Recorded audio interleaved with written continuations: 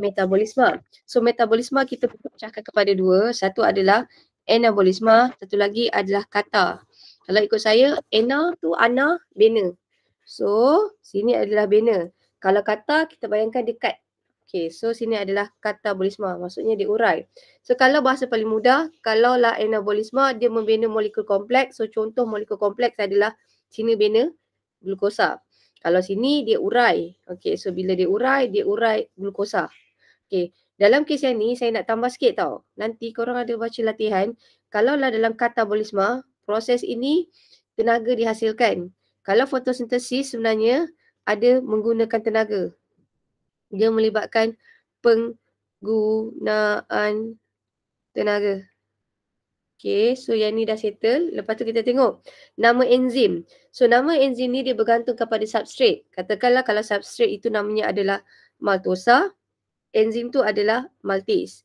Kalau dia adalah sukrosa, dia punya enzim adalah sukris. So apa tengok latihan? Kita tengok latihan. Hari tu kita dah buat latihan ke? Okay, latihan. This one. Sekejap Saya tak suka cakap seorang-seorang kat sini. Dia macam paranoid. This one is it? Ya. Korang nampak ke jawapan? Okay.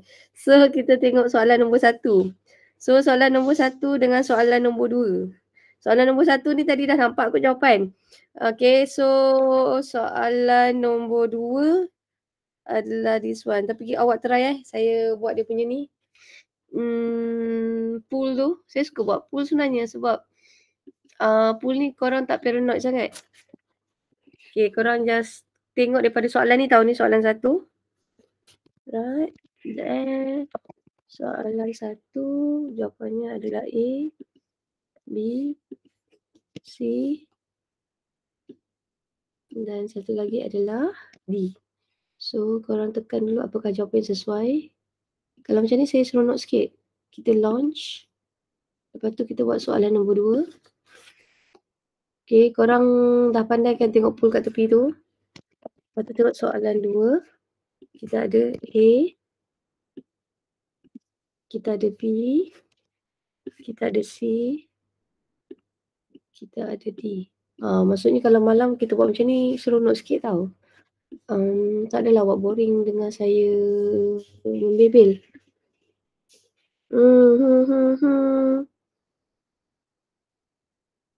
Sekejap bagi saya left kejap. Soalan nombor 3. Kejap, saya rasa soalan nombor 3 ni saya dah terconteng sebab tadi saya buat. Sekejap. Okay. Now soalan 1, soalan 2. Sekejap, saya dah lama tak kira. Sekejap. Lupa Sekejap. Stop sharing.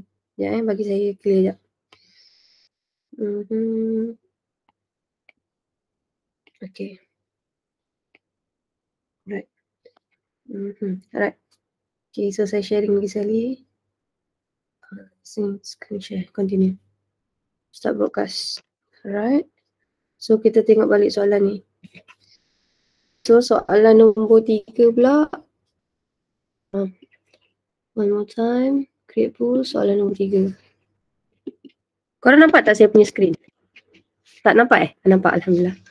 Okay, soalan 3. Thank you. Kita ada A, B, C dan juga D. So, kita launch. Okay. Now, so soalan nombor 1. Tadi soalan nombor 1 kita dah explain tau. Metabolisme ni macam kita kata dia adalah tindak balas biokimia. Dalam metabolisme kita boleh pecahkan kepada 2. Satu adalah anabolisme, satu lagi adalah katabolisme. Contoh anabolisme sebenarnya adalah fotosintesis, di mana dalam proses fotosintesis glukosa dihasilkan. Kalaulah katabolisme, masa ni adalah glukosa dipecahkan. So dekat sini yang jawab ada 6 orang. Sekejap. Soalan 1. Soalan 1 ni baru 10 orang vote. Okay. So soalan 1, 10 orang vote. Korang tahu tak nak vote? Hari tu korang tahu tak Nak vote tu korang tengok yang dekat bahagian ni tau. Kalau saya ajar awak, you guys tengok yang bahagian ni. Kalau lah let's say korang tak biasa kan. Korang tengok yang kat bahagian ni. Yang ada macam, mana? Tiba-tiba pula. Sekejap setting ke? Bukan. No, it's not setting. Saya tak tahu saya punya tu sama dengan awak ke tak. Pandai cari tak? Airi okay? So awak tengok dekat sini adalah bahagian. Tiba-tiba saya tak jumpa pula. Oh, dekat tools cikgu. Okay, dekat tools. Terima kasih. Terima kasih. Okay, dekat tools. Pandai pun. Dekat tools. Lepas tu korang tekanlah bahagian pools. Okay, thank you. Terima kasih. Alright, Alhamdulillah. So, dekat sini, kita tengok jawapan dia tau. So, soalan nombor 1 ni, 14 orang vote. So, dalam 14 orang, tengok soalan dia lagi sekali tau. Antara yang berikut, yang manakah proses anabolisma? Tadi macam kita kata, metabolisma ada 2 jenis. Satu adalah anabolisma, satu lagi adalah kata. Kalau anabolisma, orang ana, dia adalah bina molekul kompleks, which is glukosa.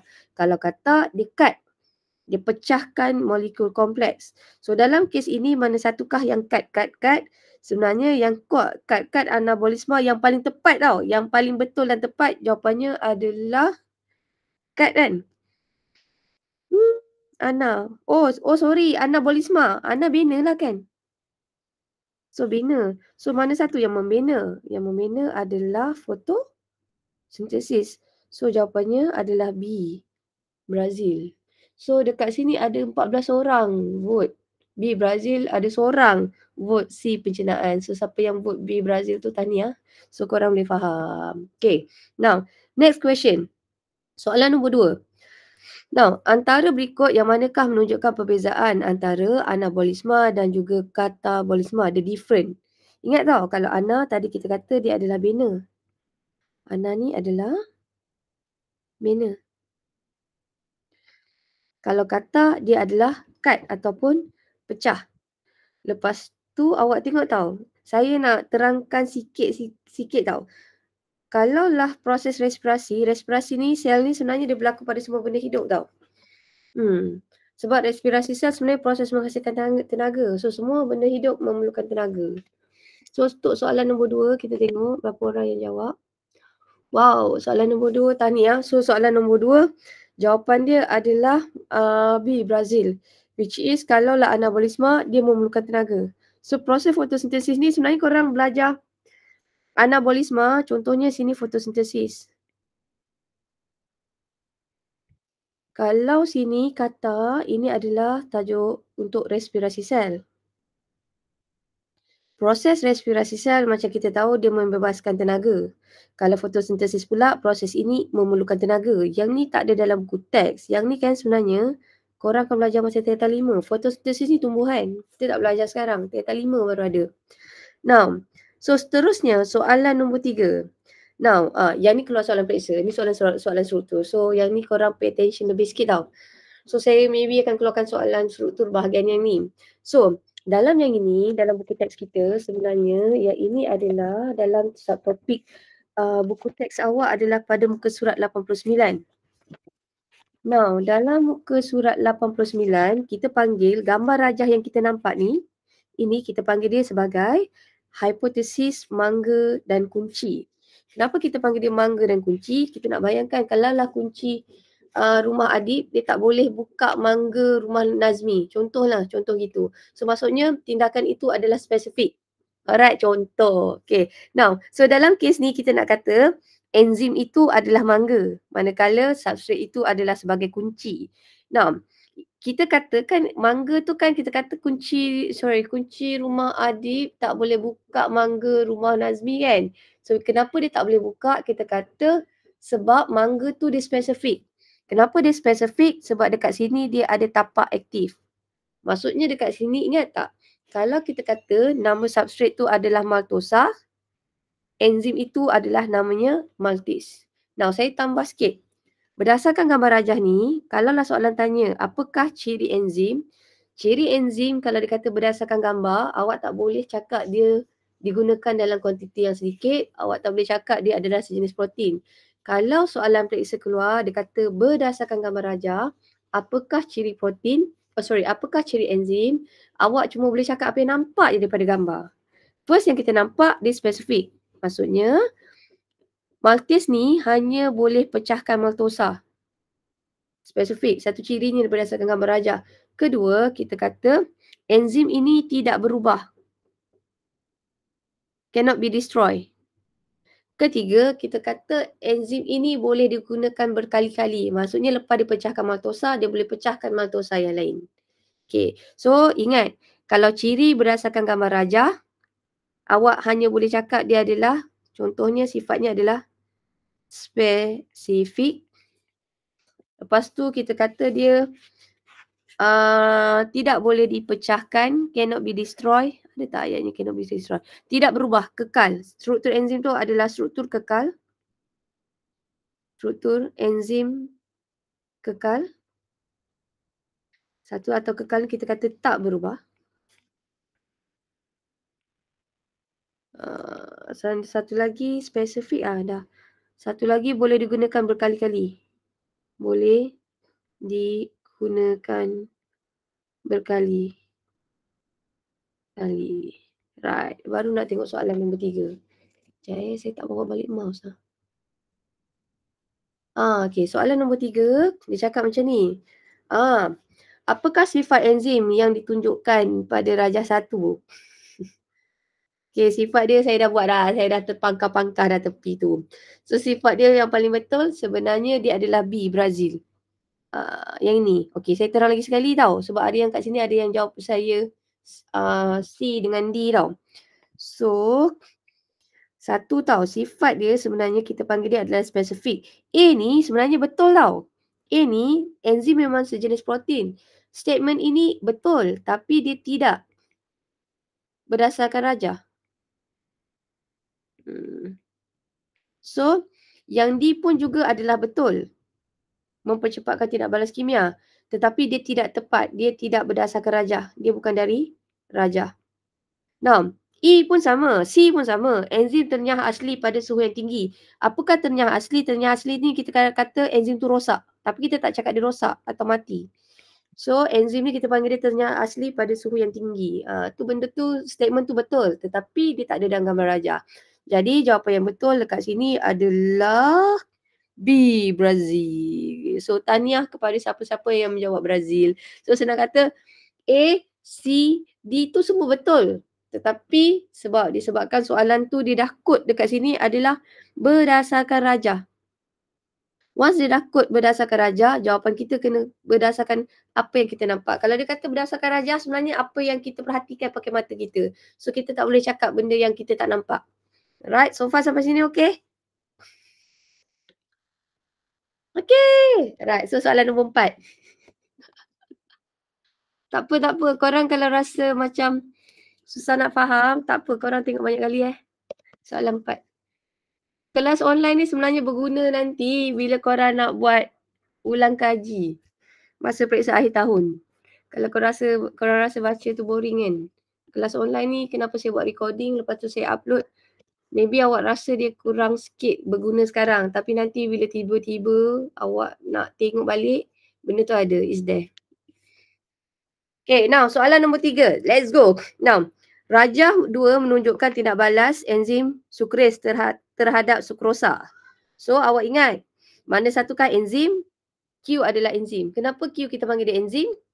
Kenapa Q enzim? Kalau korang tak nak jawab, korang boleh jawab dekat ni. Kenapa Q tu kita kata dia adalah sebagai enzim? Kenapa Q tu tak sesuai kita cakap dia adalah sebagai substrate? Kenapa Q tu adalah sukres atau enzim?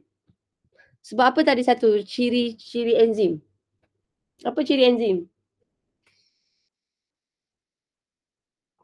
Apa ciri enzim? Awak tengok before and after dia berubah tak?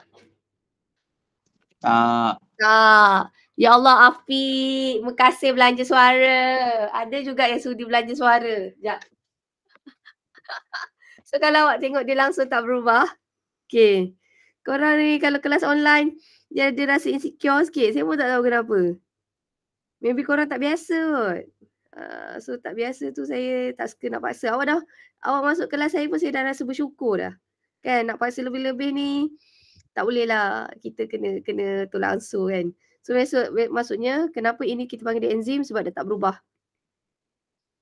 So kalau lah Q ni adalah enzim, P ni mesti substrate. So P adalah substrate. So baru kita tengok soalan. Now dia suruh awak labelkan PQRS. So tengok betul-betul tahu sebab dia punya slide tu adalah dekat next page. So ini adalah soalan nombor 4. Soalan nombor 4. Saya tak tahu bila saya nak buat. Saya rasa macam nak buat kelas tambahan depan-depan tau. Okay, now. Okay. Ada yang dah jawab 3 orang. Ni tengok soalan. Okay. Tapi saya pun busy dengan Teta 5. Hari Sabtu ni saya ada kelas dengan Form 5. Besok saya ada kelas online dengan Form 5 juga. Okay. Alamak. So awak teka. Jawapan yang sesuai apa? P.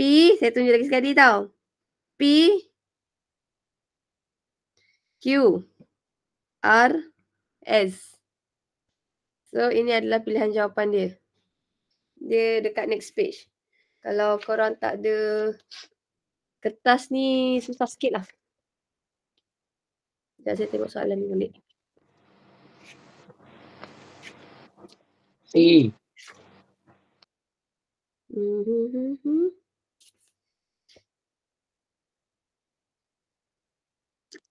Wow. Soalan nombor 5 ni kebat. Soalan nombor 5 ni saya nak buat nanti. Alright. So jawapan dia dekat sini yang paling sesuai. Kita dah tahu. Sekejap P adalah substrate.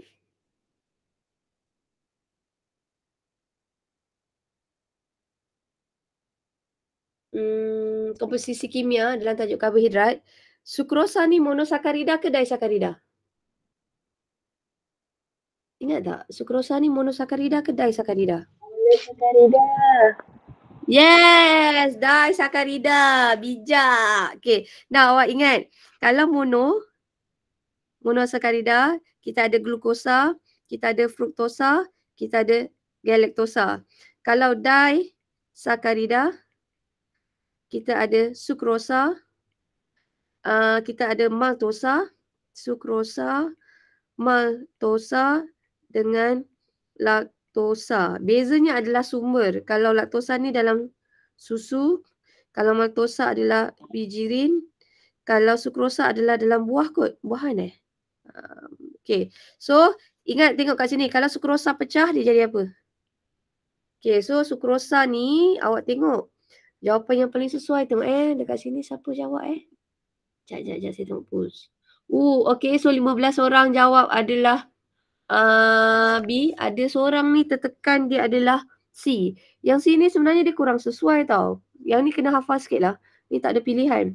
Yang C tu, kenapa C tu kurang sesuai adalah disebabkan galaktosa. Galaktosa ni hanya dalam susu. So, siapa yang jawab B tu betul. So, tahniah kepada siapa-siapa yang jawab B. So, korang betul.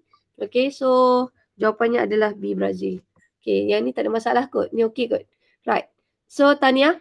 Okay, so kita teruskan the next one. So, next one adalah faktor-faktor tau. Yang ni korang dengar betul-betul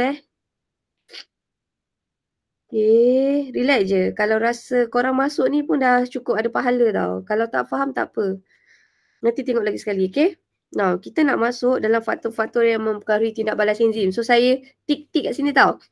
Maksudnya, hari ni, malam ni, kita dah settle 5.1.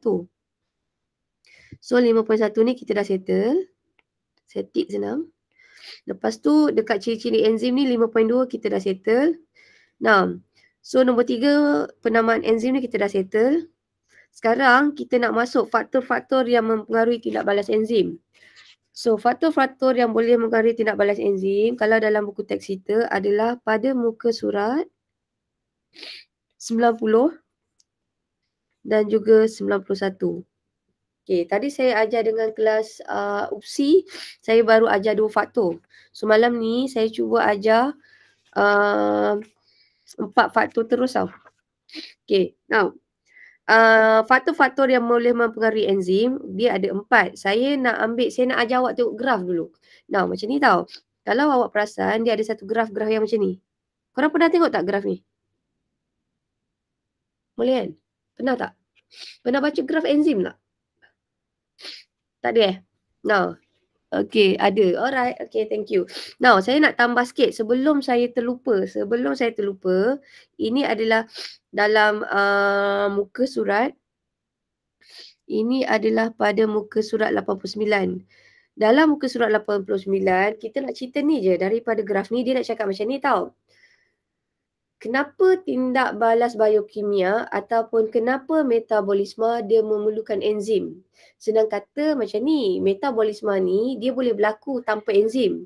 Tapi kalaulah metabolisme tu dia melibatkan enzim, dia akan mengurangkan tenaga pengaktifan.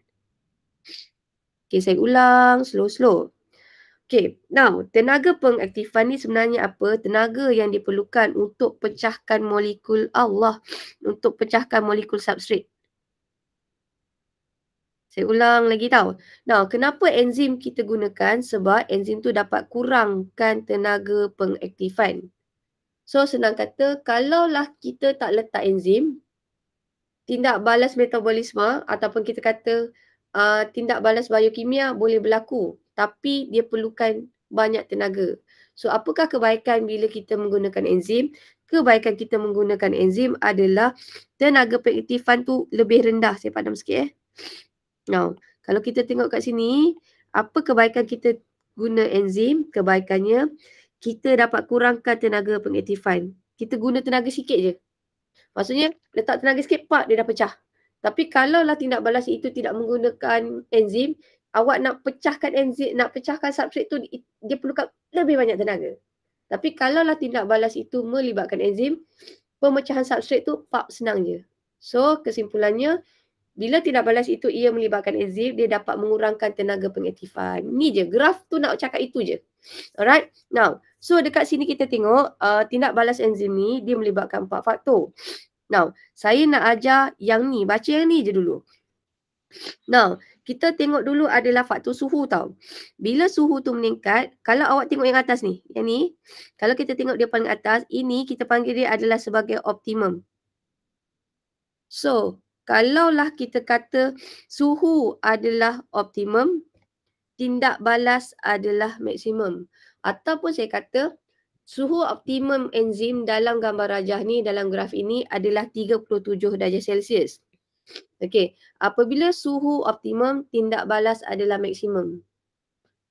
Sampai sini okey tak? Ataupun awak ingat macam ni je. Maksimum hanya untuk tindak balas. Okay. Kita tak boleh kata tindak balas adalah optimum. Dia tak kena. Optimum tu is the peak. So, you cannot say the optimum. Optimum tu bahasa paling lain kita boleh cakap dia paling sesuai. Suitable. Sesuai. So, dia adalah lebih kurang macam tu lah optimum. So, kalau dekat sini kita kata apabila suhu itu adalah optimum, kadar tindak balas adalah maksimum. So, apa yang jadi pada suhu optimum? Masa ni, kadar pelanggaran substrat dengan enzim adalah tinggi. So, tenaga kinetik adalah tinggi. Dia menyebabkan lebih banyak substrat akan dipecahkan menjadi hasil. So, apabila lebih banyak substrat dipecahkan menjadi hasil, kita kata kadar tindak balasnya adalah tinggi ataupun maksimum. Sampai sini okey tak dengan saya? Okay? Tak okey tak apa. Cuma kita nak tambah sikit tau. Kalaulah enzim itu, apabila suhu itu terlampau tinggi, dia akan menyebabkan enzim itu ternyah asli. Apakah maksud ternyah asli? Enzim tu rosak. Enzim tu mati. Sebab tu, ingat tak macam awak kecil-kecil dulu, awak tak boleh demam panas. Awak kalau demam, awak tak boleh lebih daripada 37 darjah Celsius. Kadang-kadang ada budak kecil dia demam, dia kena sawan tarik. Awak tahu tak kenapa bahayanya kalau badan baby tu, bayi ke atau kanak-kanak kan, yang suhu dia meningkat. Bila suhu dia lebih daripada 37 darjah Celsius, dia akan menyebabkan enzim dalam badan tu dia akan boleh mengalami ternyah asli. Ataupun kita kata bila suhu terlampau tinggi, dia akan mengganggu tindak balas enzim yang ada dalam badan. Sebab awak kena ingat, metabolisme adalah tindak balas biokimia dalam badan. So, tindak balas biokimia bergantung kepada enzim. Jika suhu itu meningkat, terlampau tinggi, dia akan menyebabkan enzim itu tidak dapat bertindak balas. Kalau tinggi gila, dia akan menyebabkan enzim itu rosak. Ataupun kita panggil dia sebagai ternyah asli. Sebab itu sebenarnya enzim dia perlukan suhu yang optimum, which is adalah 37 darjah Celsius. So far sampai sini okey?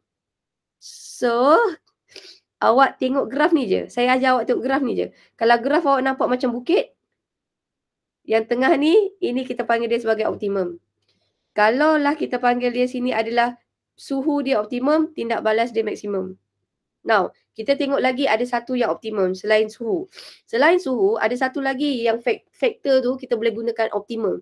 Ingat, optimum hanya digunakan untuk kalau faktor tu nampak macam bukit. Now, dalam badan kita, enzim ini dia bergantung kepada pH tau.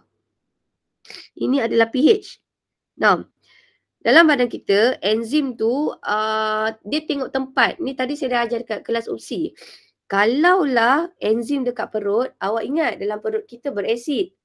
Bila perut kita berasid, enzim yang sesuai bertindak balas kat situ adalah pH dia asid. Ini saya rasa ramai orang dah ajar tapi saya ingatkan lagi sekali.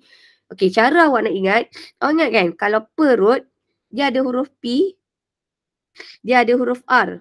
So nama enzim yang ada dalam perut kita adalah pepsin and renin. So maksudnya perut ada huruf P dan R. So enzim yang ada dalam perut kita pepsin dan juga renin. So pepsin dengan renin ni pH optimumnya adalah berasid, which is 2. Katakanlah 2 point something. So kita nak kata pH optimum untuk enzim pepsin dengan renin ni adalah berasid. Kalaulah untuk tripsin, pH optimum dia adalah sedikit alkali, adalah beralkali. Tripsin ni kita boleh jumpa kat mana? Dia jumpa dekat duodenum. Yang ni saya tak nak cerita lebih sikit. Yang ni kita akan cerita dalam bab 9. Cuma kita nak kata dalam sistem pencernaan kita, dia melibatkan 3 pH. Kebanyakan enzim, tindak balasnya adalah pada pH 7. Ataupun sedikit alkali. Dia macam kalau perasan dia lebih sikit daripada 7. Saya ulang lagi sekali. Kebanyakan enzim pH optimumnya adalah neutral ataupun 7. Kebanyakan. Tetapi ada enzim pH optimumnya adalah berasid atau 2. Itu letaknya kat mana? Itu letaknya dekat perut. Apakah contoh enzim itu? Contohnya adalah pepsin and renin.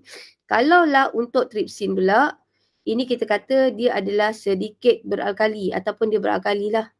So enzim dekat duodenum ni sebenarnya ada 3. Tapi daripada buku teks awak dia pakai 1 je. Sebenarnya kat duodenum dia ada 3 jenis enzim. Saya kenal dia sebagai LAT. Dia ada lipase, dia ada amylase, dia ada tripsin. Saya tambah sikit. Sebenarnya kan amylase kita ada 2 jenis amylase tau. Satu adalah amylase ileo, satu lagi adalah amylase ileo, satu lagi adalah jap. Pancreatic amylase Jap. Saya takut saya bagi salah. Sebab hari tu masa SPM, kalau kita jawab amylase je, tak ada perkataan ileo, dia kena potong markah tau. So awak ingat, kalaulah amylase dekat ileo, dia adalah lebih kurang neutral. Tapi kalaulah amylase tu letak dekat duodenum, sekejap saya baca amylase apa nama ni. Amylase pancreas. Kalau yang ni, nama dia adalah amylase pancreas. Sebab dulu saya ingat benda tu tak jadi efek tau. Tapi masa kita orang marking tu tengok ada orang, cikgu tu dia cakap siapa tak tulis amylase pancreas. Kalau awak tulis amylase saja, awak tak letak pancreas kat belakang, tak diterima. Walaupun betul tapi dia kurang tepat. Kalau sini pula kan ni amylase saya kena betulkan tau. Saya tambah sikit tau. Awak tambah sikit dalam nota awak Kalau awak letak amylase je, saya takut kena buang markah ni. Sekejap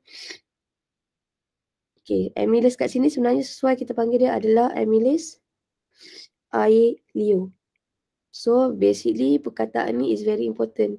Awak tertinggal ileo ni, kena potong markah. Dekat sini pun kalau awak tertinggal pancreas pun kena potong markah. Sebab amylase ni ada 2 jenis. Kalau ileo yang kelenjar ileo hasilkan namanya adalah amylase ileo. Kalau yang dihasilkan oleh pancreas kita panggil dia adalah sebagai amylase pancreas. Okay, dah banyak dah membebel, marilah kita buat latihan. Sekejap So, mana tadi this one is it? Ya, yang ni saya tak buat lagi. Soalan ni soalan kebat. Kita nak tengok siapa yang betul. Soalan nombor 5. Okay. Soalan nombor 5 ni. Sekejap. Okay. Soalan 5. Kita ada A, kita ada B, kita ada C, kita ada D. Right, so kita launch. Tengok, siapa betul soalan nombor 5 ni? Oh, okay, macam ni tau. Sorry saya kecilkan sikit. Okay, Raja 3 menunjukkan, kita baca sama-sama tau. Raja 3 menunjukkan susunan radar mengkaji tindak balas pepsin.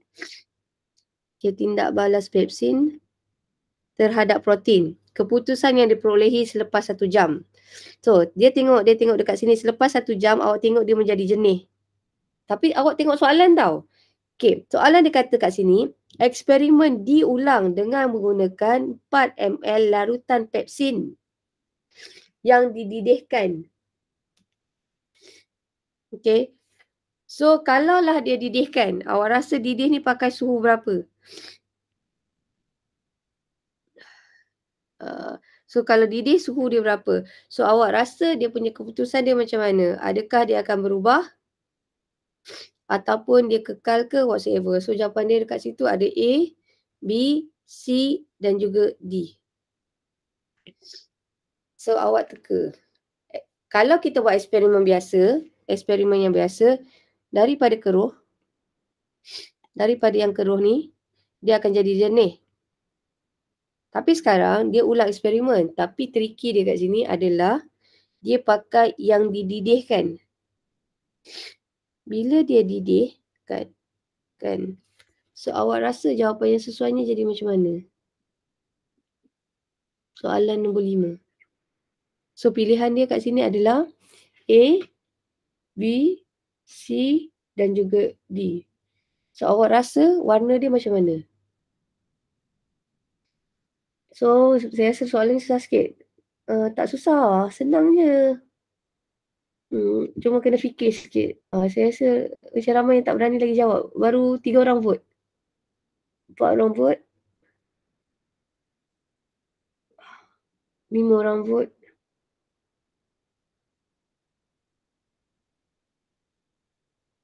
Awak tengok. Asal dia warna macam ni tau. Tapi dia bagi tricky kat sini. Yang ini kita didihkan.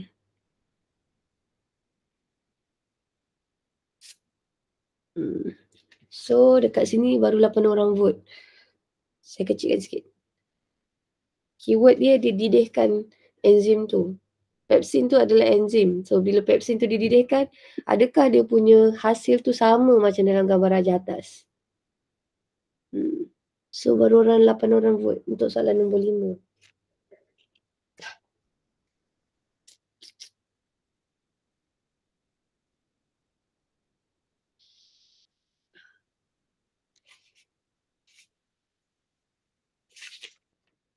Oh banyak lah. Okay dah? 13 orang vote.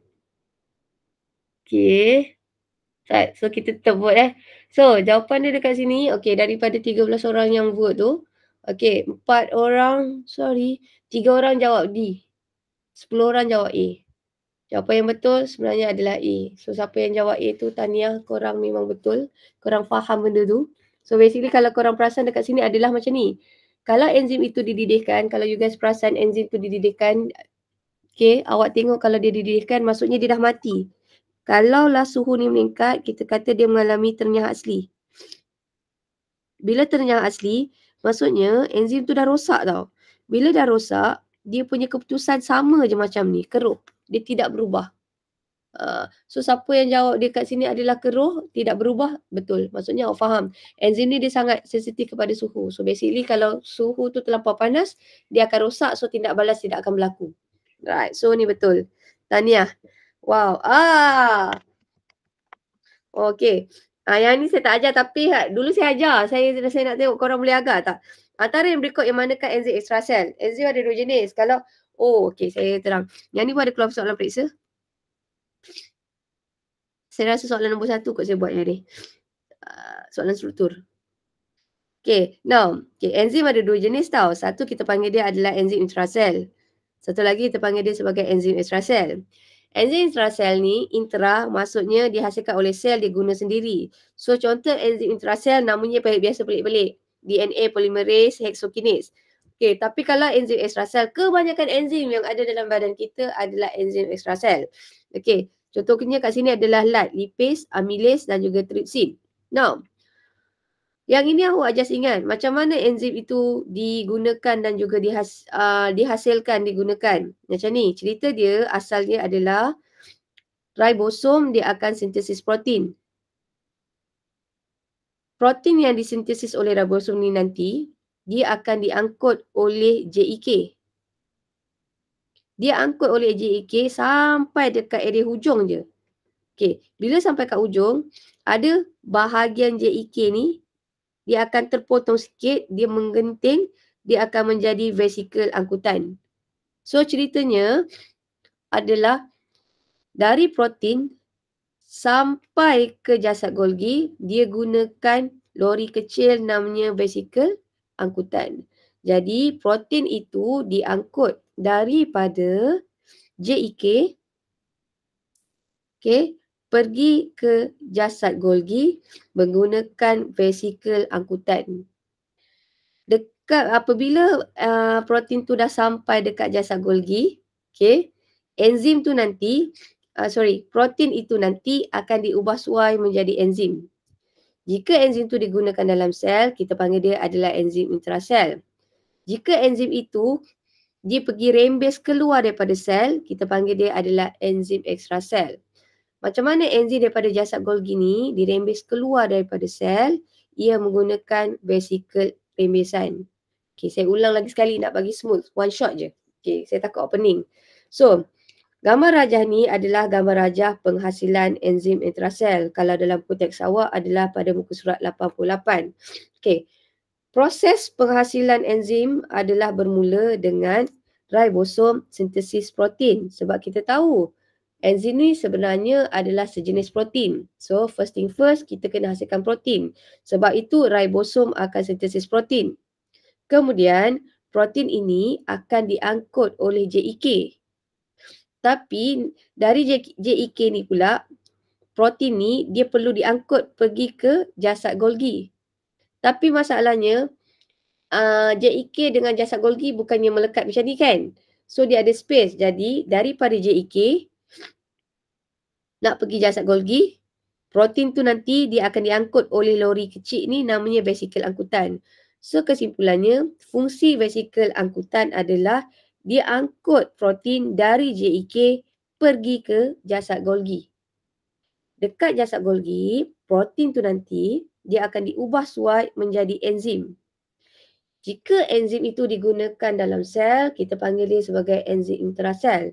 Tetapi, jika enzim itu dirembeskan keluar, kita panggil dia extrasel. Macam mana enzim itu dirembeskan keluar? Dia guna vesikel yang kedua pula. Sebab proses ini adalah rembesan, vesikel rembesan yang akan terlibat. Okay, now barulah saya tengok soalan. Yang ni dia keluar sikit. Tak banyak. Maka ada dua je kot. 2 ke 3. Tak banyak lah. Okay, tapi adalah keluar soalan. Soalan yang saya bagi tu semuanya memang soalan format SPM lah. Tapi saya cakap je. Tak susah pun. Boleh je insyaAllah. InsyaAllah. Okay, now. Mana tadi soalan saya? Wawi. Senang. Kalau siapa dengar confirm jawab. Boleh jawab. Okay, sekejap Okay, tambah. Sekejap. Alamak, salah. Full. Soalan nombor 6. Sekejap. Susah lah, tak ada mouse. Sekejap. Soalan 6. Soalan 6. Jawapan kat sini ada A, B, C, D. Okay, so launch. Okay, soalan nombor 6. Antara berikut yang manakah enzim extrasel?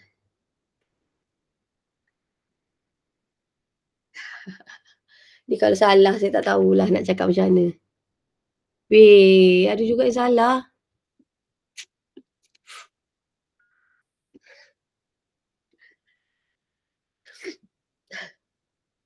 Yang ni dalam buku teks kita tau.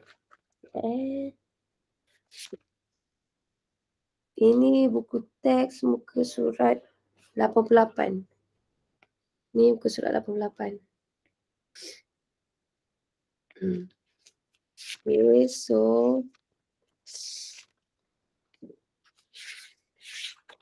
so kira saya nak habiskan 5.2. So saya tinggal 5.3 je. Okay, right. So 7 orang vote. Ramai yang tak berani vote. Wow. Ya, ada yang jawab A, ada yang jawab B. Ada yang jawab C, ada yang jawab D. So kita tengok mana yang betul. 9 orang vote. Let's go, let's go. Awak kena tekan ni. Benda ni anonymous pun. Saya tak tahu pun. So maksudnya ini nak ikut awak punya kefahaman. Adakah awak faham atau tidak?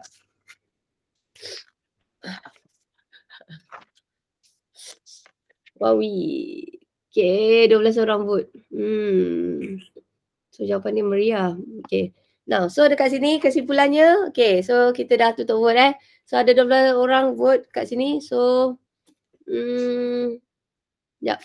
So ada orang vote Emilis ada 2 orang. A ada yang jawab A 2 orang. Yang jawab B ada seorang. Yang jawab C actually tak ada orang. Yang D adalah jadi. Oh. P dan Q. Oh ya. Saya tahu Exokinase lah. Yang ni pun saya baru tengok. Patutlah. Ni betul. Exokinase. Pepsin dengan ni, ini kat perut. Ingat tak perut kan? Ini kat perut. Ini pun sama dekat perut.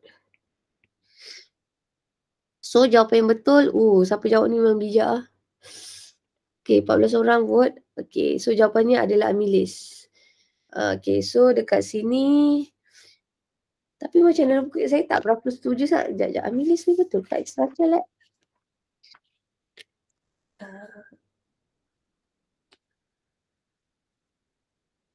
Oh ya, betul.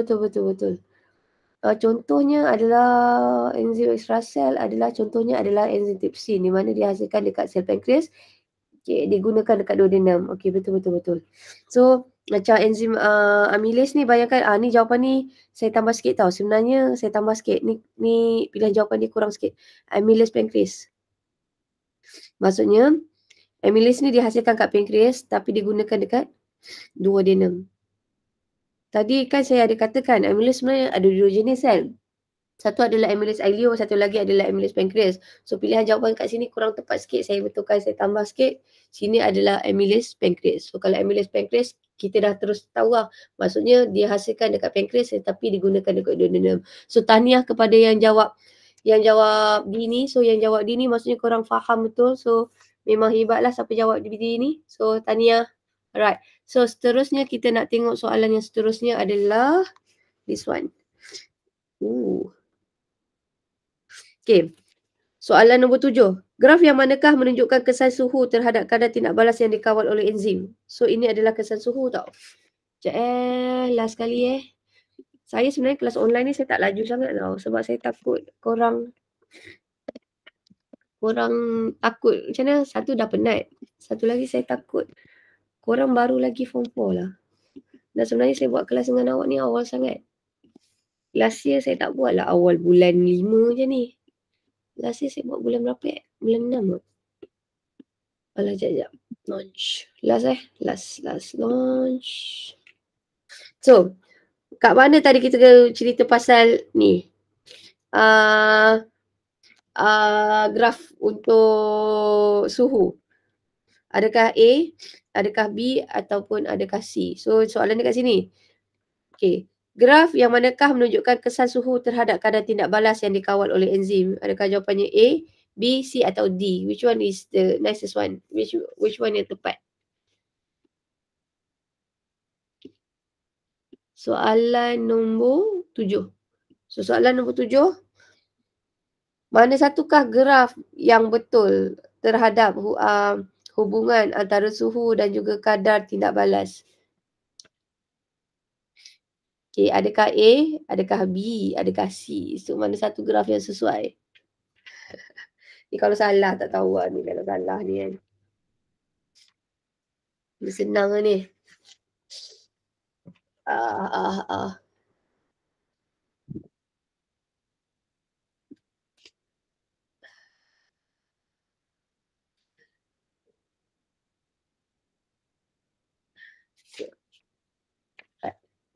Okay, dah.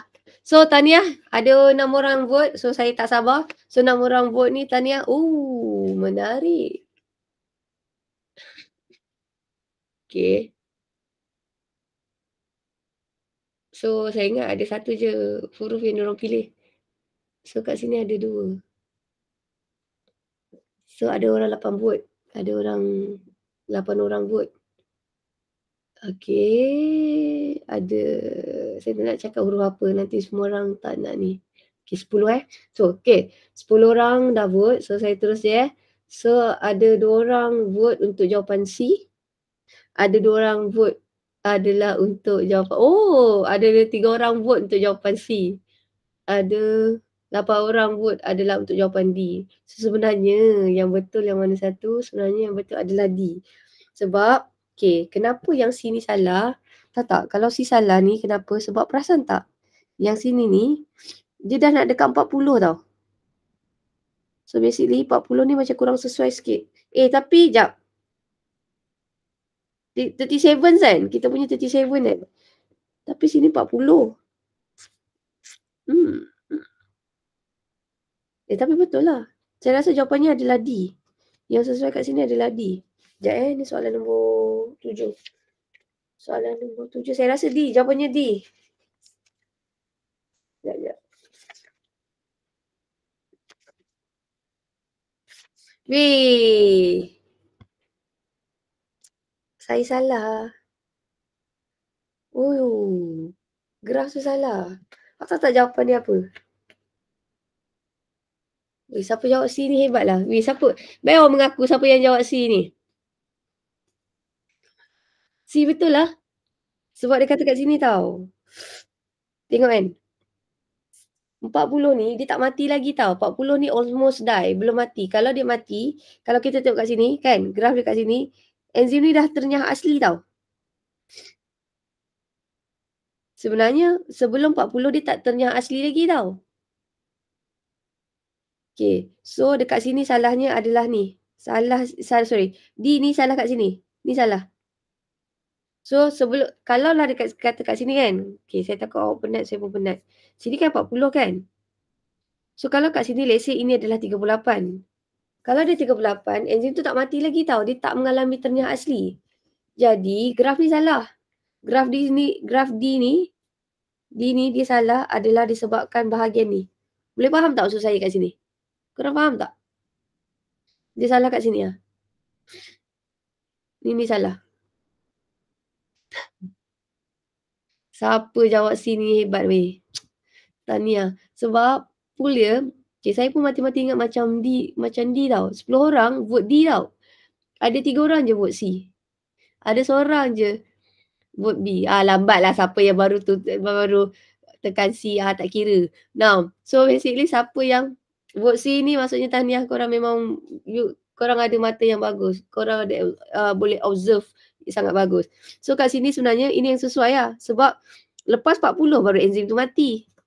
Sebelum 40, enzim tak ternyah asli. So kat sini jawapan yang betul adalah C cantik.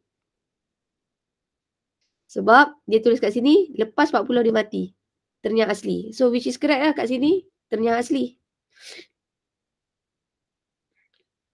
Kalau kat sini pula, dia kata dekat sini, ternyah asli dia sebelum 40 darjah Celsius. Which is wrong lah. Dia tak ternyah asli lagi kat situ. So yang sini salah. So tahniah kepada siapa yang jawab C. Korang memang hebat. Right. Last kali sebelum saya habiskan kelas. Saya nak habiskan sikit je ni. Sikit je. Okay. This one tak nak. Yang ini saya nak cerita face to face. InsyaAllah saya semua face to face. Banyak eksperimen ni saya sangkut ni pending ni. Okay, now. Okay, so kita nak cerita kat sini adalah aplikasi enzim dalam kehidupan seharian. Okay, yang ni awak dengar je saya cerita tau. Yang ni keluar soalan objektif je. Saya tak keluarkan soalan ni rasa. Ambil ni. Okay, now saya bacakan kat sini je. Now, dalam muka surat 5.3, okay, maksudnya saya nak habiskan topik enzim ni, saya tinggalkan sikit je 5.2. Now, dalam tajuk 5.3, topik 5.3 adalah aplikasi enzim dalam kehidupan seharian. So, aplikasi enzim dalam kehidupan seharian ni sebenarnya dia menggunakan satu teknologi yang kita panggil dia teknologi imobilisasi enzim. Dalam teknologi imobilisasi enzim, dia gunakan satu enzim yang namanya tersekat gerak. Saya ulang slow-slow. Dalam tajuk 5.3, okay, aplikasi enzim dalam kehidupan. Okay. Ada satu nama enzim, ada teknologi ni dia pergi create enzim yang kita panggil dia menggunakan teknologi, namanya teknologi adalah imobilisasi enzim. Imobilisasi ni sebenarnya bahasa Inggeris yang dimelajukan immobilize, maksudnya kalau mobile something that can move. Kalau maksudnya tidak bergerak. So dalam teknologi imobilisasi enzim, dia gunakan satu enzim namanya tersekat gerak. Nah, enzim tersekat gerak ni, dia special sikit compare dengan enzim biasa. Enzim biasa, dia sangat sensitif pada suhu dan pH. Maksudnya, kalaulah suhu tu bukan 37 darjah Celsius, dia tak boleh ada tindak balas maksimum. Kalau pH itu pun bukan optimum, dia pun tak ada tindak balas optimum. Sedangkan kata enzim yang biasa, bukan enzim yang tersekat gerak, enzim yang tadi kita belajar, kebanyakan enzim tindak balas optimumnya apabila suhu dan juga pH itu optimum. Tetapi jika dalam teknologi imobilisasi enzim, dia gunakan satu nama enzim yang special, kita panggil dia enzim tersekat gerak. Apa specialnya enzim tersekat gerak? Enzim tersekat gerak ni sebenarnya dia rintang. Rintang ni maksudnya dia tahan. Dia tahan perubahan suhu dan pH. Maksudnya, let's say kalau suhu tu sejuk sikit, which is bukan suhu optimum. Let's say 35 atau suhu tu panas sikit, which is 40 degree Celsius. Dia punya tindak balas masih lagi maksimum. So, kebaikan enzim tersekat gerak, enzim ini dia lebih rintang ataupun tahan terhadap perubahan suhu dan juga pH. So, apakah contoh-contoh enzim tersekat gerak? Contoh-contoh enzim tersekat gerak, kita ada enzim pencernaan, kita ada enzim laktase, kita ada enzim peptinase dan selulase, kita ada enzim dalam sabun basuh baju, which is dia ada LAPS, which is dia ada lipase, amylase, protease dan juga selulase. Kemudian kita ada enzim protease nak asingkan kulit ikan dan juga kita ada enzim trypsin untuk keluarkan bulu daripada kulit haiwan. Now, enzim pencernaan ni saya cerita satu-satu. Enzim pencernaan ni banyak digunakan mana? Dalam bidang perubatan. Kalau enzim laktase ni pula digunakan dalam mana? Dia gunakan dalam susu yang bebas laktosa. Yang ni saya tambah sikit. Ada orang dilahirkan, namanya kita panggil dia sebagai lactose intolerance. Apakah itu lactose intolerance? Maksudnya dalam badan dia tak ada enzim laktase. Jadi kalau dia minum susu, dia kena cek berik. Ataupun dia muntah, dia tak boleh nak digest, badan dia akan sakit perut. So kadang-kadang awak pun kalau macam ni tahu. Kalaulah orang tu jarang minum susu and suddenly dia minum susu, awak akan perasan perut awak meragam, badan awak tak boleh terima disebabkan awak punya enzim laktase tu dah lama tak function tau. Jadi bila awak minum susu, enzim tu baru nak first time dihasilkan. So nak pecahkan laktosa tu, dia ambil masa. So dia akan jadi kacau sikit. So sebab tu kalau lah orang tak biasa minum susu, saya tak galakkan kalau masa exam awak minum susu. Sebab kalau awak minum susu, tak biasa minum susu, nak jawab periksa, masa tu perut awak meragam. So tak galakkan. Tapi ada certain susu ni sekarang, ada certain susu dalam susu tu dia dah letak enzim. Saya nak tambah sikit lah. Katakanlah orang Cina, kebanyakan orang Chinese, orang dulu-dulu Chinese ni sebenarnya dia adalah lactose intolerance. Mostly Chinese yang dulu-dulu dia tak boleh minum susu lembu sebab dalam susu lembu tu dia ada laktosa. Kalau dia minum susu, dia akan sakit perut. Sebab tu kebanyakan diet Chinese kalau perasan dia adalah daripada soya base. Dia tak ada susu lembu ke whatever. Sebab sebenarnya ramai orang dulu-dulu dia tak boleh minum susu lembu sebab dia tak ada enzim laktase. Tetapi disebabkan ada teknologi yang sekarang, okay, dalam susu tu dah ada enzim laktase. Maksudnya kalau kita minum susu walaupun kita tak biasa minum, kita tak sakit perut. Sebab dalam susu tu ada enzim laktase, dia boleh pecahkan laktosa tu kepada glukosa dan juga laktosa. Now, yang ini pula penghasilan jus, peptinase dan selulase. Kalau awak perasan, jus marigold ke atau jus marigold kalau kita beli jus yang kat kedai tu, kalau awak perasan, jus tu warna dia cantik tau. Dia tak macam jus yang kita buat sendiri. Kalau jus yang kita buat sendiri, dia keruh. So, macam mana jus tu cantik sikit disebabkan jus tu kita letak enzim peptinase dan juga selulis. Saya pegang kotak sekejap. Okey, pektin dengan selulis ni saya lupa. Ada satu enzim ni, kalau peptinase ni, enzim dia pecahkan dinding sel. Sekejap, pektinase ni saya lupa. Kalau selulis ni, dia pecahkan dinding sel. Sebab tu warna dia nampak, warna jus tu nampak lebih cantik. Kalau peptinase ni saya lupa. Tapi saya tahu selulis, sebab selulosa kan, selulosa ada dalam dinding sel. Kalau selulis maksudnya dia pecahkan dinding sel. So basically nanti dia akan menyebabkan warna jus tu cantik sikit. Okay. Now seterusnya kita ada sabun cuci pakaian, deterjen. So dalam deterjen ni sebenarnya dia ada lipase, amylase, protease dan selulis. Sebab tu sebenarnya, okay saya tambah sikit. Kalau lah korang nak, contohnya baju korang kotor, kena sambal. Kena darah lah, saya ambil darah. So darah tu sebenarnya adalah jenis protein. Awak nak hilangkan darah tu dengan lebih cepat, sebenarnya kita basuh baju tu dalam ais wam. Kenapa ais wam? Sebab kita nak cuba dapatkan suhu optimum. Sebab tu kalau lah kotoran tu, kita nak bagi dia cepat hilang, kita cuba basuh dia dalam suhu optimum, which is wam sikit. Kalau awak basuh dia dalam air sejuk, lambat sikit kotoran tu nak hilang. Sebab tu perasan tak kalau korang pergi kedai Robi, dia ada temperature dia dekat tepi kedai tu. Dekat dia punya mesin. Korang nak berapa? So kalau suhu tu 37 darjah Celsius, maksudnya dia nak hilangkan kotoran tu, dia ambil masa lebih cepat. Kalau pakai sejuk, dia boleh hilangkan kotoran tapi it takes more time lah. So sebab tu kalau lah korang ada baju kotor, korang nak cepat hilang kotoran tu, orang selalu bagi suggestion dekat awak, basuh dalam air sejuk. Air suam.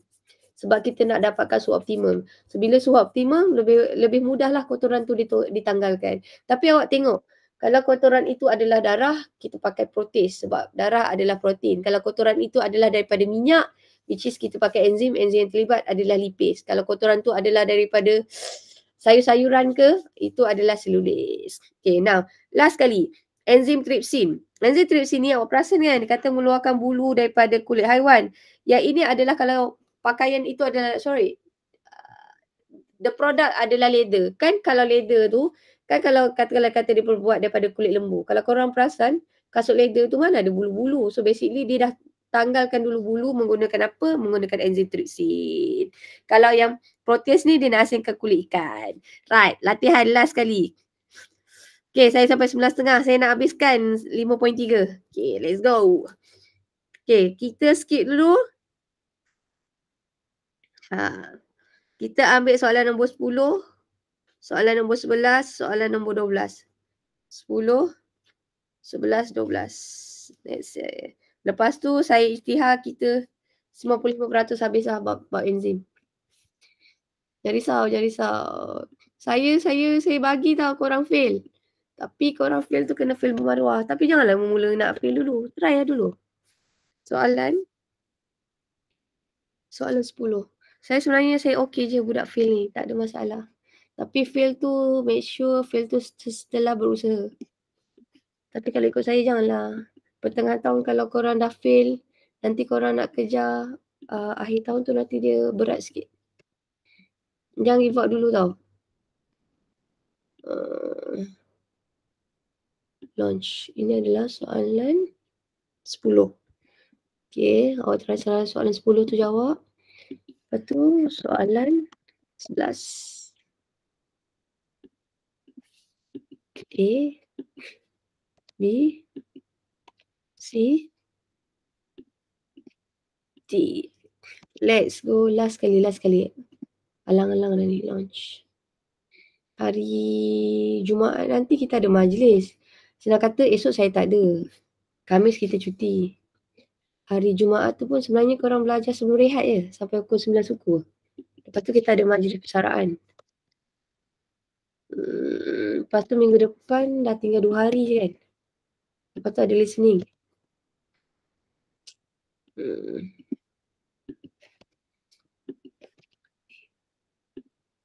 Right, kita launch. Okay, kita start soalan 10. Wow, soalan 10. So soalan 10. Antara enzim berikut yang manakah digunakan untuk melembutkan daging? So ingat, daging tu sejenis apa sebenarnya? Yang ni soalan ni sikit. Daging sejenis apa? Adakah ada karbohidrat, adakah ada protein ataupun adakah ada lemak? Protein. Yes, thank you. Nah, so dia adalah sejenis protein. So ikut logik kita, kalau daging ni adalah protein, enzim dia apa yang sesuai? So for this kat sini, kalau kita tengok dekat sini, siapa yang jawab soalan tu adalah soalan nombor. So tengok kat sini ada 4 orang vote soalan nombor 10 ni tau. Okay, jap. Let's go. Terus vote dulu. Okay, so ada 5 orang vote untuk soalan nombor 10. Saya ulang lagi sekali tau. Soalan nombor 10. Antara berikut yang manakah digunakan untuk melembutkan daging? So, saya bagi awak hint. Daging adalah sejenis protein.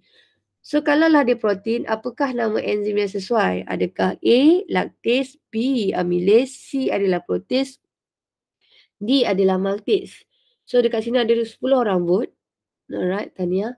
So, 10 orang vote, ada seorang vote adalah B, ada 9 orang vote adalah C. So, tahniah kepada yang vote adalah C. Sebab awak ingat, kalau protein, nama enzimnya adalah protease. So, tahniah kepada yang menjawab C. So, korang betul. So, next question. Now, so kita tengok next question pula.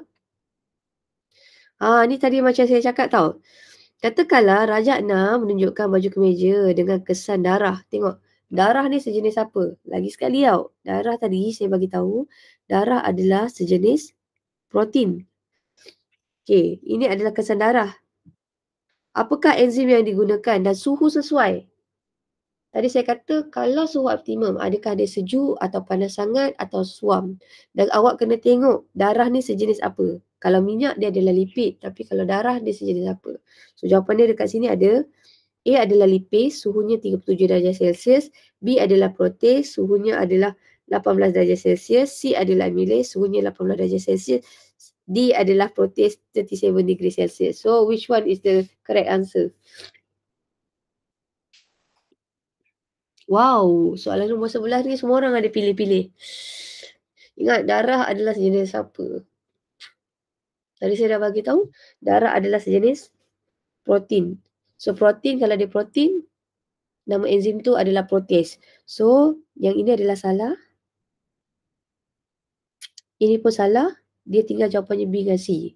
Dia kata kat sini adalah suhu sesuai. So suhu sesuai yang mana satu? So suhu sesuai adalah D. Jawapannya adalah 37 degree Celsius. So tahniah kepada yang jawab D. Alhamdulillah. Okay. Terima kasih sebab bertahan. Last kali. Alhamdulillah. 12 lah. Akhirnya. Wawi. Soalan nombor 12. Okay. Lepas ni dah habis dah. Okay. Soalan nombor 12.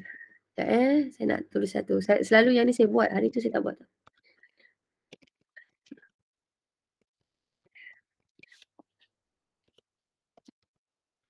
Okay. Yang ini penting sikit. 100 ringgit.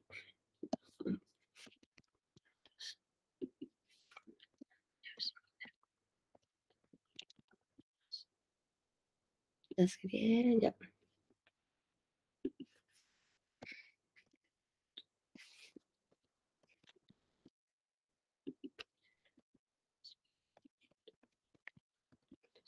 Alright, so last kali soalan dia adalah soalan nombor 12. Yang manakah dipadankan dengan betul? Kalau protease menanggalkan bulu, betul. Lipase adalah menghasilkan yogurt, ni salah. Selulis adalah menukarkan kanji menjadi glukosa, salah. Amylase melembutkan sayur ni bukan. Amylase tak pernah melembutkan sayur. Dekat dalam sayur dia ada selulis sebenarnya. So jawapan yang betul adalah nombor 10. Nombor 12 sebenarnya jawapan yang betul. Baru orang vote tapi saya dah terus bagi jawapan tau. So soalan nombor 12 sekejap. Saya teka jawapan 12 tu A. Sekejap saya tengok skema. Betul tak? Adakah skema setuju dengan saya? Ya. Nombor 12 adalah A. So tahniah kepada orang yang bertahan pada malam ini. So kita nak tengok korang faham ke tidak. Korang jawab yang paling penting sekali. Last kali ni. Last ni selalu sebenarnya saya buat tau dengan Teta 5. Dengan korang saya tak buat. So basically kita nak tengok sekarang awak punya tahap kefahaman. Tahap kefahaman awak pada hari ni. Yang ni penting tau. Maksudnya yang kita belajar malam ni awak rasa ini safe awak punya evaluate sendiri. Awak rasa assessment awak, self assessment awak rasa malam ni korang dah faham tu berapa peratus? Yang ni sendiri tau. Ini tanya diri sendiri. Okay, awak join kelas ni kan 1 jam. So awak rasa tahap kefahaman awak malam ni dah mana satu? Adakah 100 hingga 80? Adakah 79 hingga 60? Adakah 59 hingga 40 ataupun 39 hingga 40? Yang ni sebenarnya bila korang vote ni sebenarnya adalah untuk diri sendiri. So katakanlah kalau korang vote tu antara 59 hingga 40, maksudnya lepas ni korang kena study lebih sikit lah. So siapa yang boleh faham antara 100 hingga 80, Alhamdulillah, maksudnya so far tahap kefahaman awak ni bagus lah. So siapa yang dapat 79 hingga 60 juga masih lagi bagus sebab dia lebih daripada 50%. So yang dapat 59 hingga 40 ni, jangan risau. Korang, lepas ni korang tengok balik recording ni. Kalau awak tak tengok balik recording ni, tak apa. Awak cuba tanya pada kawan awak yang masuk join kelas ni, which is hari ni yang join kelas kita adalah lebih kurang 19 orang tau. So dalam 19 orang ni, okay, kita tengok dekat sini, yang vote faham antara 100 hingga 80 ni sebenarnya ada 5 orang vote. So yang vote antara 79 hingga 60 ni ada 6 orang vote. So yang tahap kefahaman ni sikit rendah, which is 59 hingga 40 ni ada 2 orang je vote. So yang 2 orang vote ni awak jangan sedih. Maksudnya kebanyakan kawan yang masuk kelas malam ni, kebanyakan dia orang faham. So basically nanti korang boleh tanya kawan-kawan korang yang lain. So far sampai sini ada masalah tak? Do you have any question sebelum saya habiskan kelas? Okay, tak ada. Ada Kalau tak ada, tak apa tau macam ni. Kalau tak ada, kalau awak segan nak tanya saya kat sini, awak buat dulu latihan. And then bila awak free nanti waktu rehat ke whatever, awak cari saya. Okay, so kalau awak malu lah nak DM saya dekat sini pun tak apa. Awak cari saya ataupun awak PM tepi lah. Tapi biasa PM tepi malam-malam ni saya tak layan sikit lah. Alright. Okay, right. So itu sahaja. Saya offkan saya punya recording.